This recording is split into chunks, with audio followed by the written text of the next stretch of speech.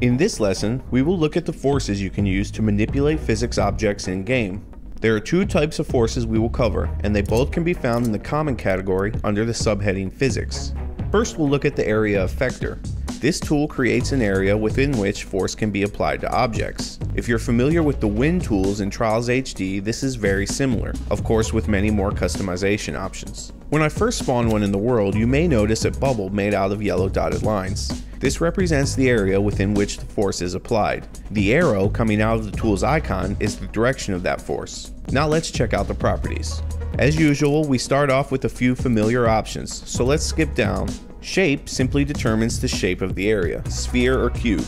Size adjusts the size of the affected area. Unlike other tools we've discussed with these bubbles, the size cannot be adjusted in the editor with the triggers.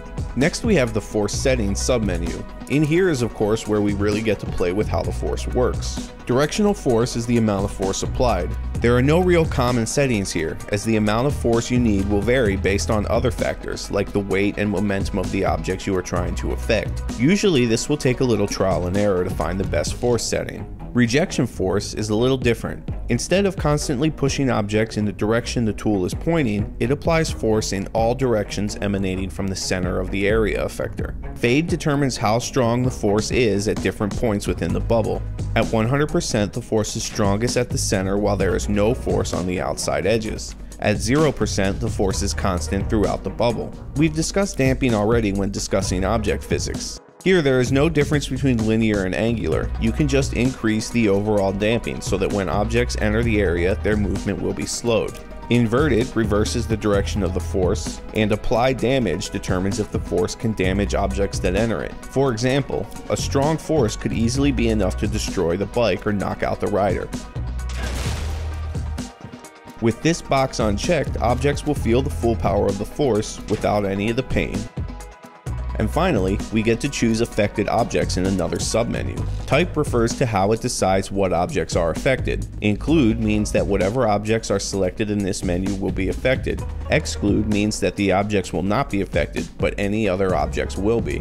First, you have a few checkboxes for some common choices. Bike and rider should need no explanation. Dynamic objects means any object with dynamic physics active, and particles refers mainly to visual effects like fire, smoke, waterfalls, etc.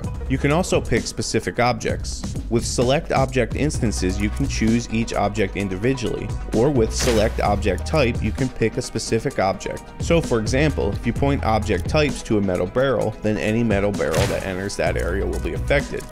Now let's take a look at the directional force. The big difference here is that the directional force doesn't affect an area. Instead, it can be tied to a specific object to just affect that object or glue group.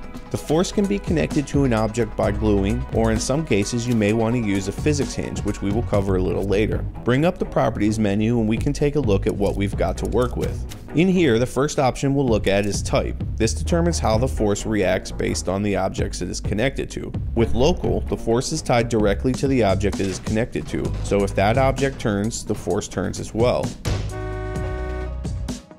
The global setting will always keep the force aiming the same direction, regardless of its affected object's position and rotation. And finally, target will allow you to select an object to aim the force at. If that object moves, the force changes direction to stay aimed at it. Next is force. This is the amount of force applied by the tool. And just like with the area effector, how much force you need depends on what you are trying to do. Finally, also just like with the area effector, inverted reverses the direction of the force.